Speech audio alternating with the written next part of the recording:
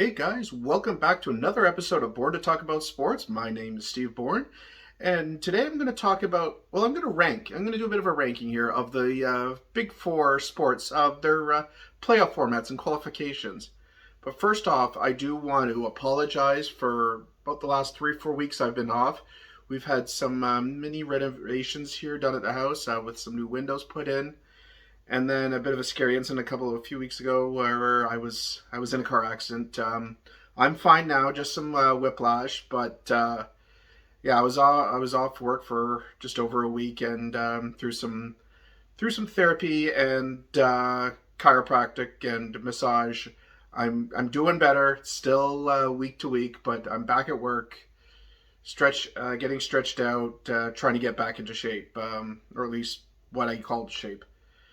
But yeah, so with NBA playoffs just starting, NHL starts in about 2 weeks, and with Major League Baseball with their new CBA, including expanded playoffs, I figured now's a good time to rank the top four sports, their playoff formats and playoff qualifications. Number four, easily the worst, is the NHL. Excuse me. Basically, it's the top three teams. There's four teams in the NHL, or four divisions in the NHL. Two in the East, two in the West. Within the East, you've got the Atlantic Division and the Metropolitan Division, which actually should be the other way around, because the Atlantic Division is actually more West than the Metropolitan, but that's a different podcast for a different day. But in the basically NHL playoff format is each division is 8 teams, so 16 in each, and it's the top three teams in each division get in, plus two wild cards. So it could be four in each division or five and three. And the top two, and the division winners play the top two wild card seeds, where one will play the lowest ranked wild card seed, and the other division winner gets the highest wild card seed. And then you've got in each division 2 versus 3. And I mean, just not speaking as a Leaf fan, but as a hockey fan, this basically punishes teams for being in a good division. Because as of I'm recording right now on Tuesday, April 19th, it's looking like in the East, because the East is pretty much set. Well, the East is set with their 8 playoff teams, but it's starting to look more definitive that the Leafs will be playing Tampa and Pittsburgh will be playing New York. Now, Toronto and Tampa are both going to finish well over 105 points, and one of them is going to go down in the first round. Either the Leafs will go down in the first round for the upteenth time, or the division winner, or the two-time defending Stanley Cup winner, who's having another incredible season on the whole, they're going to be one and done. This system does not reward a team for having a good season. It doesn't set you up for a lesser playoff matchup just because you're in a tough division. The Atlantic Division right now is easily the toughest division in hockey, where you've got 4 elite teams with Florida, Toronto, Tampa, and Boston. And odds are that definitely one, possibly 2 of them will go down in the first round. So that's why at number 4, I rank the NHL. Number 3, even though they just reset the playoff format a little bit, expanded it, I'm still going Major League Baseball. With Major League Baseball right now, you've got your 3 division winners, and it'll be 3 wildcard teams. So 6 teams in the American League, 6 teams in the National League get in. And what it sets up to is, by the sounds of it, the top 2 division winners go straight to the divisional round. And then the wild card round is the lowest ranked division winner and the 3 wild cards, where you rank 1, 2, and 3, where a Division 3 winner will play the lowest ranked wild card team, and then 1 and 2 wild card teams play each other, and then advance from there. They haven't said if it's a best of 3, which I'm assuming it will be. It's better than what it was.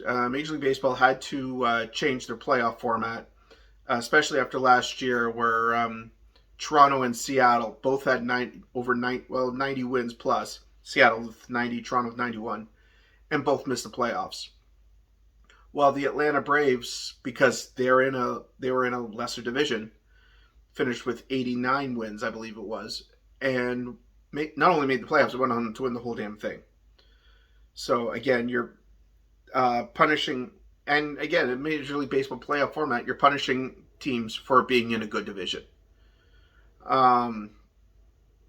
You want the best teams in the playoffs, not just the best teams from each division. This starts to do that a little bit. It's not quite there yet, as I'm going to talk about in a bit. My next sport does that a bit better, and that's number 2. I'm going to go the NBA. The NBA just redid their playoff format a little bit. NBA playoff format always used to be the 1 versus 8 playoff system, which is true my personal preference. But what they've done is add in a chance for the teams that are 9th and 10th to still have an outside chance. What they've done is if you're in the top 6, you're automatically into the first round, best of 7, no matter what. If you're 7 and 8, you have to go into what they call the play-in tournament.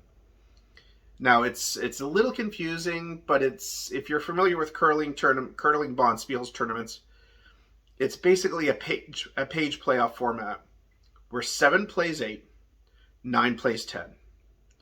The winner of 7 and 8 gets the 7th seed and plays the number 2 in the first round of the NBA playoffs. The loser of that 7 and 8, in this case this year it was the Cleveland Cavaliers losing to the Brooklyn Nets, play in the East. Just as an example, the Cleveland Cavaliers had got to play the winner of the Atlanta Hawks Charlotte Hornets game, and the loser of that game, the Charlotte Atlanta game, is done. Their season's over. Get ready for the draft in 2 months, and that ended up being the Atlanta Hawks. So the Atlanta Hawks played Cleveland, and the winner of that gets the 8th seed. And Atlanta came from behind and ended up beating Cleveland. So even though Atlanta finished the regular season in the 9th spot, because they took advantage of the play-in tournament, they actually jumped Cleveland for the 8th seed. And see, it's a really good system. It gives teams still one more chance to get in. And again, you're trying to A, make the regular season mean something, and B, reward teams for having a good season. Like I said, with the play-in this year, what also I liked is that in the East, that you actually, somebody from who was out of the top 8 still found a way to get in. And also prevents teams from coasting. Say if you got a 6th or 7th seed, but you're well up on the 9th seed, you still have to try to win games. And that's what teams like Toronto and Chicago did, is they still had to win games down the stretch just to avoid the play-in. And that's what you're trying to get going, is trying to make the regular season mean something so you don't have to get into the play-in. And then my number 1 playoff format is the NFL. NFL is a league to themselves, as a sport to itself, because you don't play every team every year. This year they expanded this to 17 games, and the year before that they expanded their playoffs to not just the 4 division winners and 2 wild cards, but now with 2 byes. Instead, now it's 1 division, or you still have 4 division winners, but 3 wild cards and only 1 bye to the division round. You've got your north, south, east, and west, and then your 3 wild cards, where the number 2 seed will play this 7th wild card, and your 3 will play the 6, and 4 will play 5. And